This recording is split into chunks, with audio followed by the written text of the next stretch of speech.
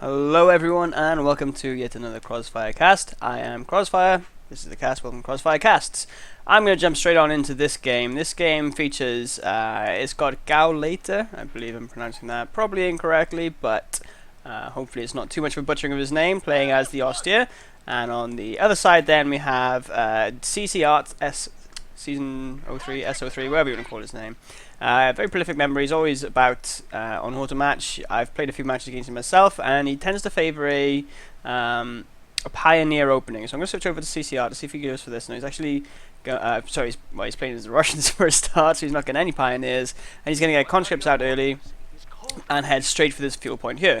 Let me knock off the fog of war as well.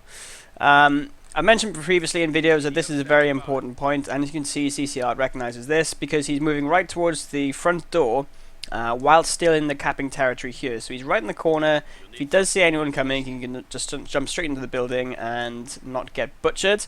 And he's going to use, instead of capping up here with the combat engineers, which would have delayed his moving into there, he's waiting for his second unit to come and cap this point up and connect it back to his base. So he's going to be getting some fuel income, which is happy days. Let's swap over to GauLeiter real quick, see what he's doing. Okay, so he's chosen to focus on the middle instead.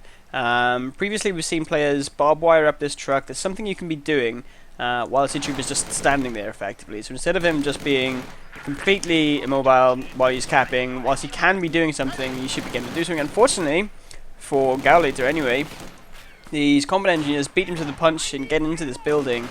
So now he's going to be a little bit stuck in terms of displacing him because the Grenadiers don't get their rifle grenade until the Battle Phase 1 is built in their base, and I don't believe he'll be getting that very quickly.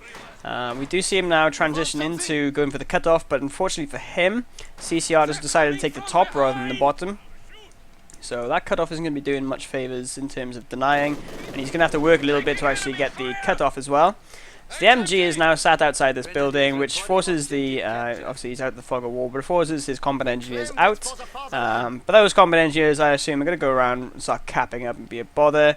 Actually, I lied, I didn't actually recognise that this point connects across here. So he's cut this point off. It does actually go into his bank account, but it's being taken right back by the conscripts now as well. The engineers decide to, they will stick it out in this building for a little bit longer because they're not going to be taking a huge amount of damage from that MG, so they can afford to do it.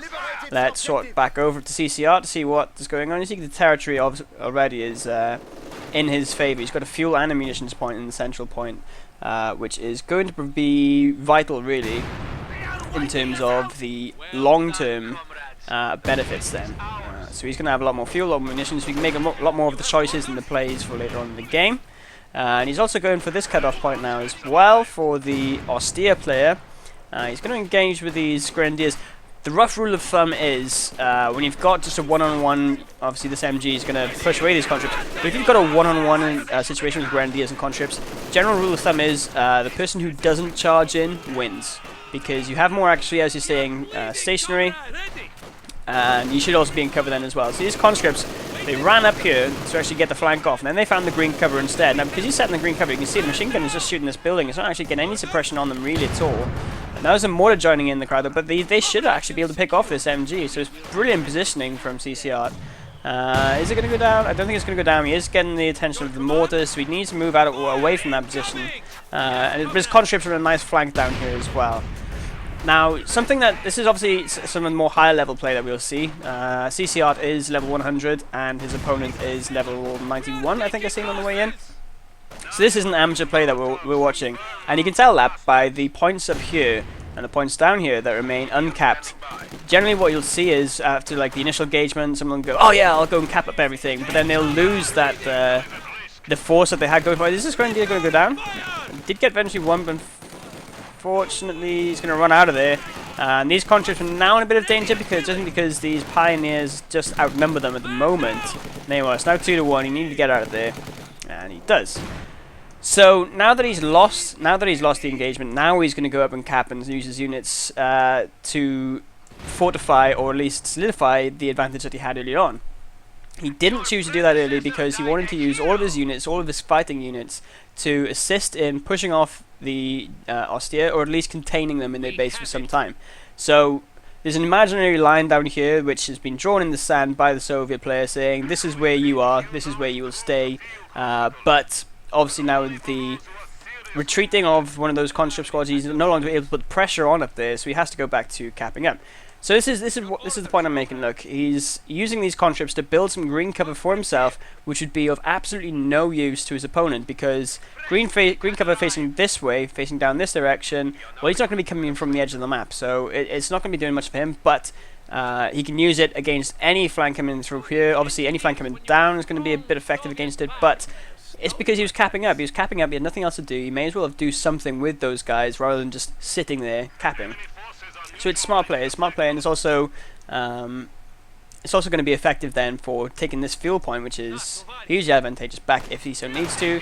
But now we see a challenge on the cutoff point, so he's going to be able to get these conscripts in the... No, he's not going to. He's going to sit in the cover instead. I was going to say, you could actually get them in the point and actually deny the cap, but unfortunately it's a little bit too late. It's no worries though, he's going to be able to win this with just sheer numbers. He's going to be able to push these grenadiers off. One goes down to the nice Molotov. The Molotov went unchecked, and henceforth he takes plenty of damage from it, but these grenadiers now with the LMG will start doing some great damage against the infantry as well as the mortar coming on top. This MG is firing against the Flamer engineers in there. Flamer engineers jumped in there, I assume, just to protect the building, save it from anyone else getting it. Brilliant building micro there as well from CcArtS03. Went all the way around the building, all the way around across here, so he blocked the line of sight.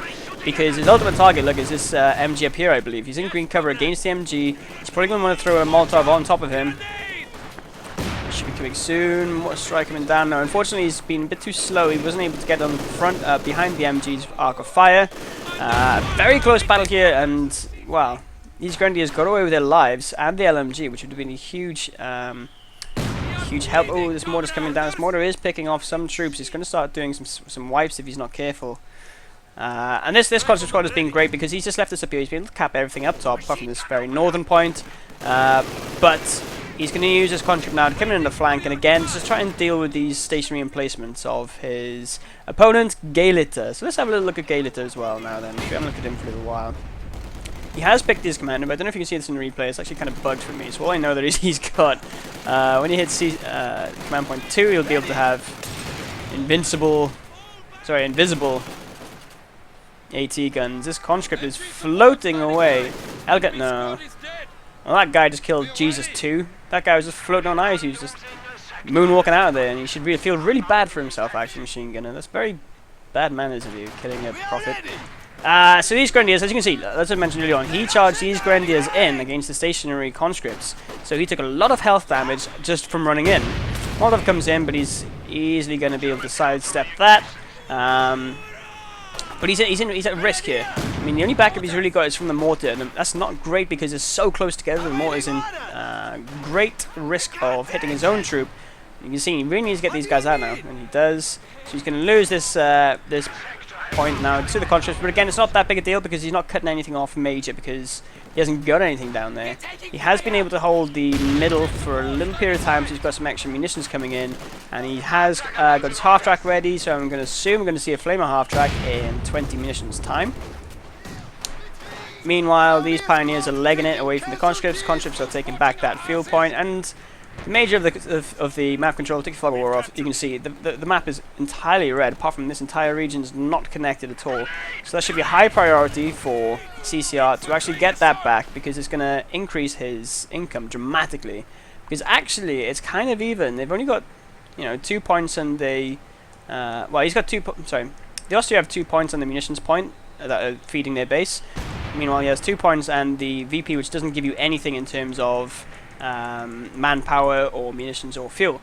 You'll see that all of your standard points actually give you fuel and munitions, so if you can't have access to your fuel, it's not the end of the world. You will still be getting fuel, and you can OP those up as well, just to prevent any cheeky backcapping and cheeky like one pioneer coming to cap. It's very frustrating. So if you have something in place there like an OP, it's going to delay him at least, or an MG bunker, that kind of thing. Panzer Grenadiers out in the field as well. They're going to force these conscripts to oorah out of there, but they're going to eat 3 casualties before they decide to retreat. All for the loss of absolutely no damage whatsoever on Panzer Grenadiers. He'll be happy and very pleased with that. We see a freezing mortar, so he's going to have to move this back to this fire here, or in front of this fire. But yeah, there you go. No, he's set up again there. It's a bit odd. But the blizzard is in play. That's something to note. So, obviously, freezing troops. See, he's built a fire here. It's kind of frustrating because he's got two. He's got one fire here. He's got one fire here, and he wants to keep his mortar there because it's the best placement for him to fire upon multiple points that of high significance, high importance. But he wasn't firing at that point in time. He didn't need to do it right away. He could have just warmed up by the fire. Excuse me, random burp. He could have moved to the fire and then moved back again and saved himself 50 manpower. Some people say, well, it's only 50 manpower. Yeah, but if you think about it, that's like 2.5 conscript reinforcements you could have had, or an entire Panzergrenadier member as well. So it's, you should always try and be skimping, always be trying to use your coupons and save money. So these conscripts are now utilizing this this sandbag emplacement that he put down. So I'm going to see a nice Molotov, I expect, on this side of it to deny the area as well. Stop that green cover. Is it going to come out? Maybe not, okay. There it is, way too late unfortunately though. The best thing about the, I'm actually going to pause this real quick. The best thing about the difference between the Molotovs and the rifle nades is, firstly, the Molotovs are cheaper. They do damage over time rather than just impact damage, but it's the area of denial that is key. So if he'd thrown that way sooner on top of that, on the other side of the sandbags, suddenly these grenadiers wouldn't have any green cover to hide behind, but also they'd be moving, which means that the LMG wouldn't be firing.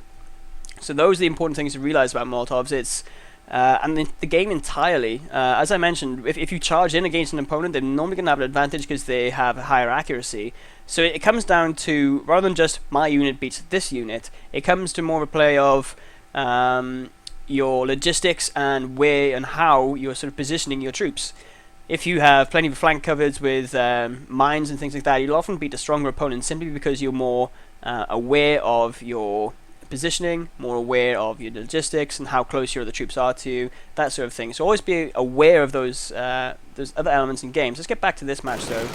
So the map is now about half and half. Let's turn the fog wall back on and let's check out CcArtS, see if he's picked a commander, which he has. So he's got the anti-infantry, is it? Oh, I can't actually remember the name of this one, I'm afraid. I think it might be one of the free ones anyway. But this gives him the KV-8 and the IS-2. The IS-2 is something we don't see very often. That guy's going to have to get out there quickly if he wants to save his life, which he will.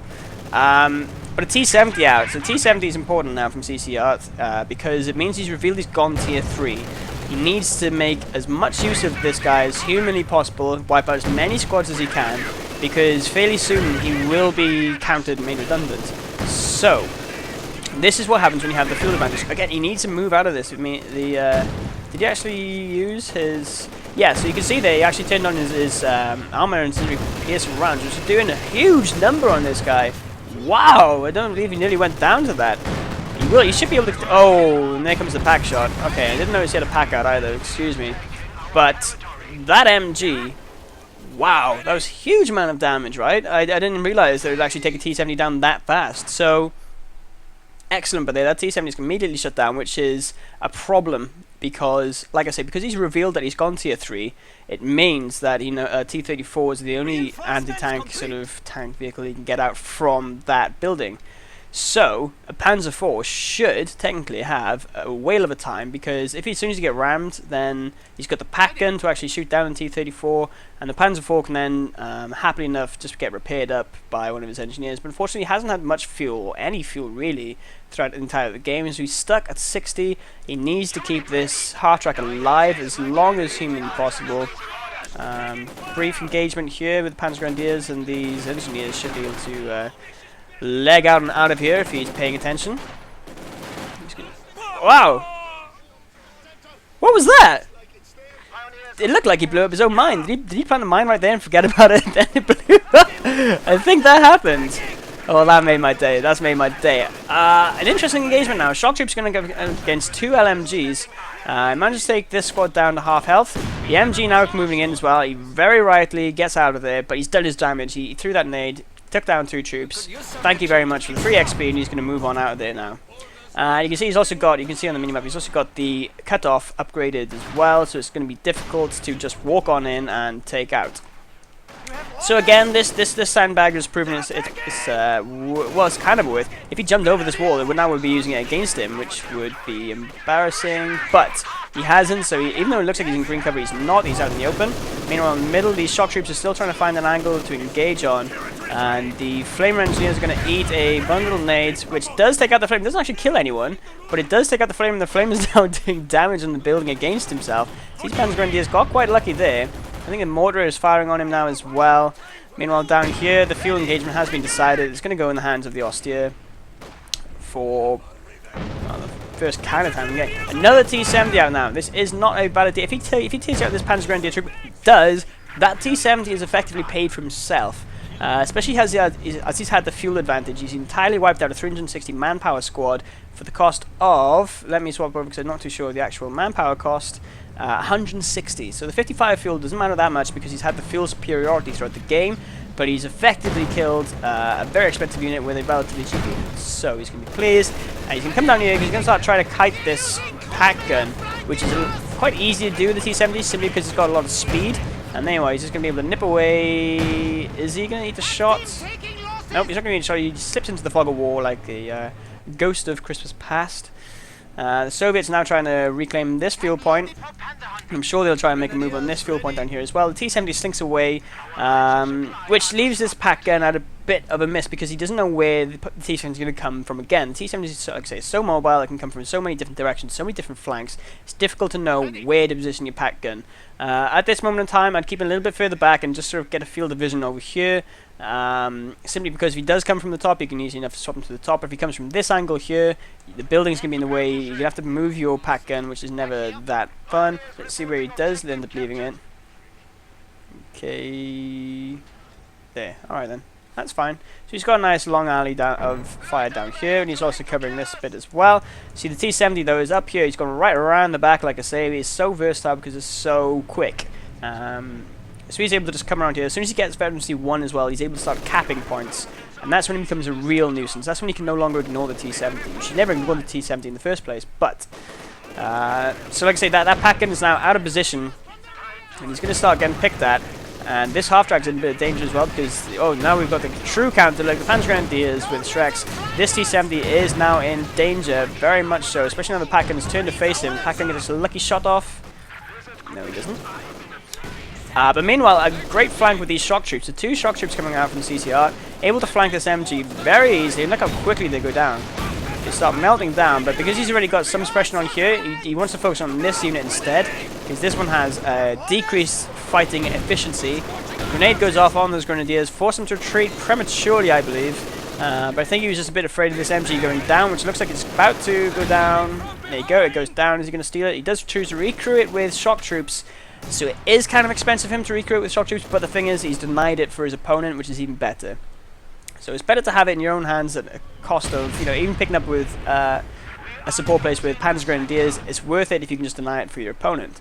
So fog of war off real quick. Oh, sorry, I should mention as well the doctrinal choice then for GauLeiter is giving him the Royal Artillery support, the Panzer Command Tank, and the Emplacement Pack 43, as well as his smoke and the hull down. Now, hull down is very rarely used, at least in my opinion. I've not seen it that much or at all, really, and that's because your major vehicles, your elephant, your tiger, and things like that, they don't like to be locked down. They're quite slow and cumbersome units anyway. So if you lock them down, especially the elephant has no way of turning its turret, so therefore it's rendered kind of useless. And the P4, I'd really like to see this, and if anyone knows about this as well, it'd be great if you could let me know. But will a P4, that is Panzer IV, that is in hull down, defeat an Su-85 head on? Because if it does, then it's something that's been severely underutilized and really should be considered serious. But as I say, I think the general consensus is because it locks you down, makes you immobile, makes you an easy target. The added defense bonus you get from it doesn't really work out. So this Grenadier squad is going to jump into the fire just to keep himself warm, even though the Molotov was going off over there. It doesn't really give you any warmth, which is a little sad to see. Because the mechanics are so advanced, you'd like to see things like if there was a tree burning, then it wouldn't actually count as freezing, those sort of things, but it doesn't. Very dangerous mortar again. This mortar is firing on its own, so he's not calling in a barrage. which means he's at... yeah, see, it's nailed bitten every time one of those mortars sound goes off, especially near your own troops. But he's been having a very... oh, okay. So now we get the Pak 43 in play. That's great. Let's see what this can do for him. For those of you who don't know, the Pak 43 is actually built by these engineers. And I can double check for you to see how much it costs. So it's 480 manpower, no fuel. So this is really, really good because he's not had fuel for very long. He knows his opponent has got an OP with fuel as well, so he's going to be expecting some Su-85s. He's going to be expecting some heavy vehicles which he's going to have trouble dealing with. So this Packen, if it can pay for itself, will be really, really cool. He's got this nice long vision all the way down. And Kholodny Ferma is difficult to get the units like the ISU-152 and the Elephant because they need such a long range to be effective. So this emplacement is really good. It gives him cover up in the top, as you can see. He's just turned it place up there, and it gives him sight all the way down to here as well. So he's really got this in a lockdown, and we've got the call in as well for the command tank. So his troops are going to be benefiting from a defensive aura. And we see the first KV-8 from CcArtS, which instantly melted that poor guy. He was not expecting that, I don't think. But you know, he's lost the MG42, so it's difficulty. His Panzer Grenadiers don't really counter the KV-8 because KV-8 is going to do a lot more damage to him than he can with the grenade. The Panzer Shreks. Meanwhile, up top again, just constant pressure and presence from the Soviet player CcArtS. KV-8 now takes a huge shot. I don't know what shot that might have been this Pak 43 gun, but he's going to limp away. Oh, he gets a destroyed engine. Now, is he going to be able to crawl? No. Wow. Okay. It's a big, big loss then for CcArtS because that's a huge investment. I believe it's 135. Well, let's swap it over. Let's have a look at CcArtS, see how he's going to react now to finding out there's a heavy emplacement there, and he's just now seen his command tank. So shock troops are increasingly becoming more redundant with the lack of infantry on the field. And seeing as he went KV-8 as well as shock troops, like I say, he just had so much anti-infantry, but not enough anti-tank really. The T-70 is still alive, so the T-70 is up here, and he's got 6 kills. He's about to hit Veteran 1 if he can get another kill off on it. Incendiary barrage going down here. It's not a bad choice because he did have the MG, did have the Pak, did have the mortar all around in this vicinity, so it should have done some damage there for him. But he doesn't have any off-map call-ins to deal with that Pak emplacement, so he's going to have to do it manually and by force. Again, these shock troops are not going to be happy to see a vehicle because you can see they do really, really little damage to vehicles. He's going to be able to push him around as well a bit if he wants, because as he pushes him around as the guys are moving, they're not firing. And meanwhile, the Pak gun is taking some long pot shots. It's going to, I mean, he should be able to cap this point very safely, especially now the conscript's coming up with that recovered LMG. So, but the P4 tank has found the T-70. T-70 is now Veteran 1, but unfortunately he's got a damaged engine. He's probably going to go down on right here. He's not going to support because these guys are retreating. So yeah, he's going to go down into a little ball of flames. Goodbye T-70. Thank you very much for joining us. And CcArtS is still in Tier 3. He does have the fuel to get to Tier 4 if he needs to, or would like to, but now that he's found out that that Pak emplacement is there, the only thing from Tier 4 that he really, really wants is the Katyusha's rocket, because that can just start pummeling damage on top of him, and easily vetting up his Katyushas. But the Su-85 is not going to have a good time against this guy, because he's been outranged, and he will just start losing vehicles, and this could obviously be repaired, it can be remanned, and Su-85s can't unless you get a critical strike. So, Art is defending his cut-off point with his MG. This MG needs to move to the fire again just because he's freezing. Sometimes it's acceptable to let your troops freeze a little bit if they're defending a vital point and their presence on the battlefield right there will dictate if you win or lose that engagement. But he's not in engagement right now, so this is just a bit of small micromanagement in his troops. But I'm sure he'll rectify that very soon. So your vehicle come down now. So you see the P4 command tank. And there's no AT at all out for CcArtS. The only thing he's got is the conscripts, which do have 18 nades. Sorry, they don't even have 18 nades, so he's completely and utterly defenseless against vehicles right now. So he's really got to scramble to get something together to deal with this P4 tank, especially as the P4 command tank does do decent damage against infantry. So both of his shock troops, which are very, very expensive units at 480 manpower, like I say, they're kind of just like expensive conscripts right now. They're running around. They don't have much to shoot at. They don't have a great deal to shoot at. Which is sad, but those shock troops, especially against the upgraded Panzer Grenadiers, will tear them apart because the Panzer Grenadiers have to have when they're upgraded, they have 2 Shreks, so their efficiency against infantry is immediately halved. And if you can recover those Shreks then as well with shock troops can become a ball that you just do not want to encounter. It's got very, very good anti-infantry, as well as some, you know, capable anti-tank as well. So yeah, so this conscript guy is gonna, I mean, this, you can see the physical damage on the building. And when you can start seeing the physical damage of the building, it doesn't matter so much about the actual health bar of it, but there you go, look, see, just as I was about to say, because it's taking so much structural damage in one certain area, it can go down. The more damaged a unit or a building is, the more likely a critical strike is going to happen. Criticals can be anything from destroyed, you know, with your vehicles can be abandoned, or it can be just like damaged, or sorry, engine damaged, or the gunner goes down. Excuse me. So that is randomly generated, but it is influenced by how much damage it has taken and how much health it has left. Again, this MG's been freezing his balls off him. I feel kind of bad for those guys. But he's doing his job, he's holding his point. He hasn't got any kills in him whatsoever yet, but that's not important. What is important is that he's gone for another KV-8 flamethrower tank. Now, it's interesting because, you know, there's not a huge amount of infantry. There is that emplacement there as well, so I don't know whether he's hoping to get some sort of crazy flank off and be able to flank a pack gun and a pack emplacement at the same time. If he can do that, and I'm be very happy that I've passed this game. But now he's there you go. He caught the Panzergrenadiers, and suddenly, look at the damage!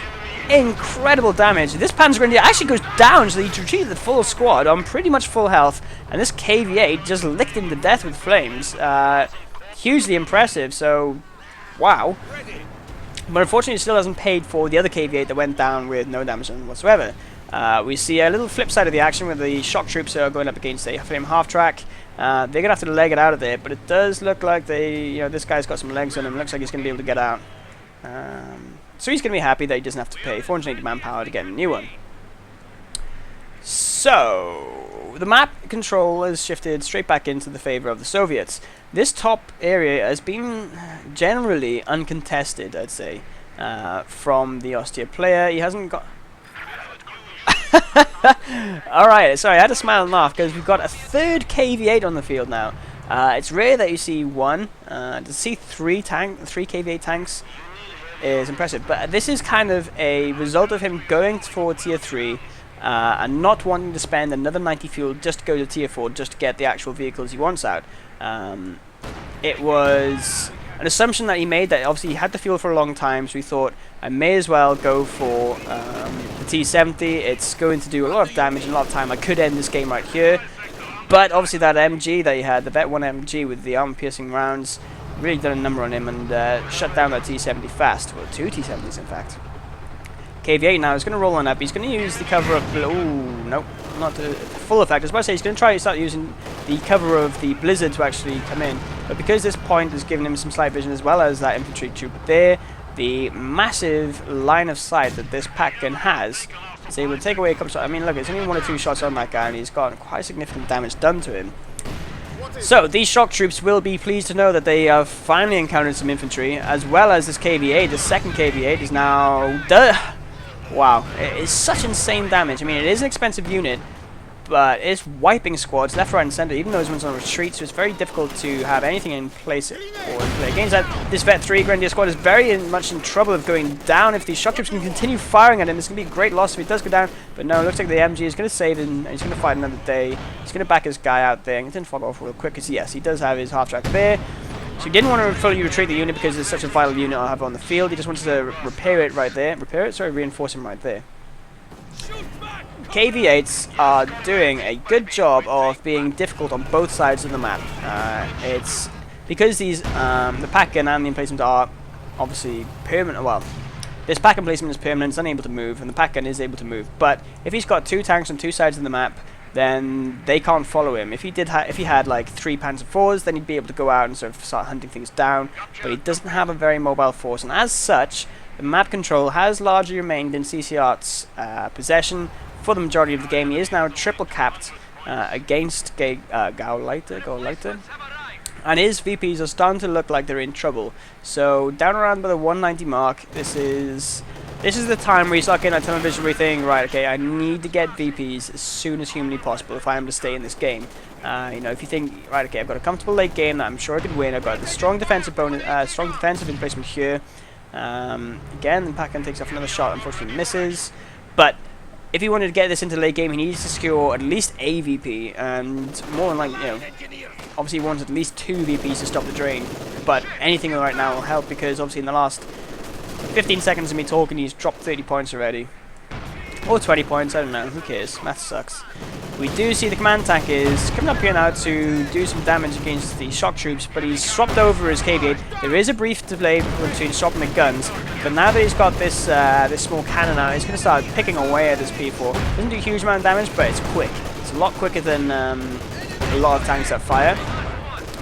It's not doing great against the frontal armor, it hasn't been penetrating much at all. But you can see the damage that the command tank done against him is much less than he's doing to him.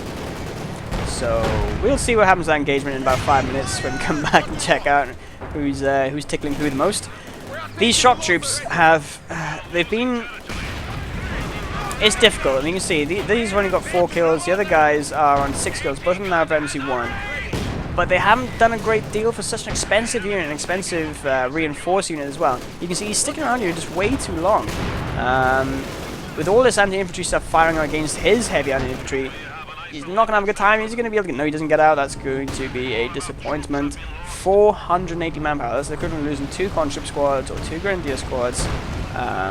It should be more unfathomable. This KV-8 is now on a rampage around the base because he realizes that there's no mobile counter for him. He swapped this gun across to the flamer just to try and deal damage to these infantry up here. But I wish he kept it on the on his cannon so we can actually do... Okay, here we go. So the KV-8 has decided I can easy enough flank you, and he does. So he does no real damage to the actual emplacement itself, but he does a great anti-infantry damage. So all the guys who are crewing it are dead. Dead. They are dead as fudge. And he can just pick away now, like I say, he can just pick away with these KV-8s. KV-8's not doing amazing damage, but they do damage, and it's such a heavy tank, it's so hard to hit them that it doesn't matter how little damage they're doing, because they can just dish out the damage they're doing back. So this command tank is going to go down, and this half-track is going to go down as well, which is severely crippling for GauLeiter. Let's quickly turn over and see what he's got left. Destroyed engine there now. Yeah, so what you need to do, you just need to try and delay it as long as possible to try and get his crew back on this AT gun, but this AT gun isn't going to be able to do enough damage against this guy. You can see CcArtS has already started to switch over to the flamethrower weapon to decrew this guy straight away. And look at that, it goes down. Wow, okay. I didn't realize it would actually go down that fast, because that's insane. But then again, if you leave your flank undefended, like he should have had like some mines here. If you had a mine there, this KV-8 wouldn't be able to come across. If you had like some mines down here, mines across there. But obviously he was struggling for map control, he was struggling for map presence for a large period of the game, so he wasn't able to actually come in and implement his full game plan, I should say. He doesn't want to recruit, okay he does. He didn't want to recruit that with his pioneers, because he just lost a full squad by doing it, and he's about to just lose another squad easy enough just from jumping on there. And he's not even going to be able to turn this pack gun, let alone fire it. Down he goes, the command tank. The command tank's just, he's not helping anyone right there. Okay, so he's going for a Panzer V. It's not a bad shout, especially against these KV-8s, because the KV-8, the auto cannon that it's got, or sorry, the 45mm cannon that it's got on there, will not be penetrating that Panzer V in a hurry because it's such a heavy vehicle. Let's take the Fog of War off, because there's not many units left for GauLeiter. I believe this match is probably going to run out soon. He's down to 45 VPs as well, and that's going to be a triple cap very soon. So these KV-8s then, I'm impressed, you know. I've used them quite a lot in team games, never really in 1v1s though. But building 3 was huge, and losing that first one so early, I thought that would have been an immediate decision not to get them anymore. But hey, looks like I'm extremely wrong, probably not for the first time. And GauLeiter now, like I say, he's only got one pilot. Well, he's got Panzer Grenadiers coming out now, and his P5 are coming out, but it's going to be too late. His VPs are going to take away. He's gonna delay it though. He's going to start decapping this point, causing someone to go up there and sort them out. You can see his Pack 43 is unfortunately being recruited against him. So he's going to start taking out some buildings. Here comes the P5. So he's going to eat this KV-8 easily enough. One more shot, I believe. Map control. But the P5 is not going to be able to do much against this this heavy pack gun that's in place. So he's pinned himself in his own base. I mean, this is only because Kholodny Ferma is such a small map that this can actually happen. Usually the pack 43 would be much further down the field of play, or at least a little bit further out from your own base. But like I say, look at the range he's got, and now he can shoot anything and everything in his base if you so choose to turn around. These conscripts are being suppressed by the in-base machine gun, so you can't do much against this Spanish grenadiers. I'm assuming, yeah, there comes a bundle grenade. He wants to try and destroy it now, but I mean, the bundle grenade isn't great. It is a large building with a lot of health, a lot of HP. It's just, obviously the flames are great against it because they can just decrew it instantly. There he goes, he has to retreat out of there. Pioneers appear, just being annoying. Just delaying the inevitable now. So an interesting match, though. I mean, I'm gonna talk as though the match is over because it practically is. But to see those KV8s do that much damage against the emplacement was really impressive. It's important to realize that, I think, as a Soviet player as well, because you'll notice when your opponent has gone artillery, you can be like, oh, right, he's gone artillery, well, I'll go and send my Su-85 down there and take some pot shots at him. The Su-85 accuracy against howitzer replacement is dreadful. It's so poor. And obviously, when you go for a KV8, when you actually burn the troops off of it, it's going to be practically untouched and in place. So if you've got troops supporting it, you're very likely to steal it. And if you steal it, then your opponent's going to want to destroy it more than recrew it. Well, he's always going to want to try and recrew it, but he wants to get rid of it as soon as possible because it's obviously so vital, because it's right outside his base. So yeah, what could the Austere player have done? He was struggling with fuel from the start.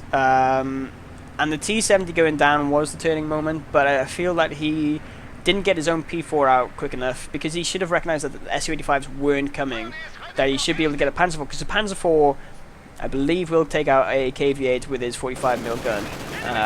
So P5 it's not overkill by any stretch of the imagination, because obviously he's losing to the point where he needs... Oh, yeah, those Panzer grenadiers just melted instantly. So yeah, but like I said, the KV8 should be able to take out... sorry, excuse me, a Panzer IV should be able to take out a KV8 easily enough. If he had those, he'd be able to control the top area with a Panzer IV. Yeah, these guys are going to go down. So this isn't like bad play or anything. This is just frustration and acceptance that he's going to be defeated very shortly. So yeah, if the Austere player would have come across here and sort of swept across the top and at least harassed this fuel, he was doing good harassment on the bottom every now and then, but he wasn't enough. He didn't have any emplacement in play. So the MG that he did have was placed in this building, I believe, originally, and then out front, which is fine. It does sort of prevent a lot of the angles of the Soviet player, but it was the fuel. It was the fuel that he lost out on. If he was able to get Panzer IV out by the time that T-70 came out, for example, well, then he would have just been able to stomp right on through because he had no AT whatsoever. And to some extent, he didn't have AT throughout the whole game anyway. I mean, it's soft at best. The KV8's different gun, the 45mm main gun, is a soft counter at best to some vehicles. Like I say, he won't be able to take out this guy with his 45, not without pack assistance, not without a 18A or anything like that. But very interesting match. You know, it goes to show that you don't always need to get a pack out straight away. You don't always need an anti-tank, because CcArtS did a brilliant job there of just really winning on anti-infantry and showing that. I mean, he's floating loads. Like, you see how much he's floating at the end of this game. So he could have called in the IS-2 tank. Probably was just saving up to do that. You'll see a lot of the top tier players aren't building the tier 3 and tier 4 building, but they're relying on call-ins instead and everything else in between to actually fill the gap for those tanks. An interesting play, but a great replay as well. Thank you very much, CcArtS, and to our other guy, GauLeiter, for that replay. It's been fantastic. I've certainly learned a couple of things from it myself, and I hope you guys have too, but I'm going to leave you on that note. I hope you are all well and that you take care of yourselves, and I will see you all next time. Take it easy.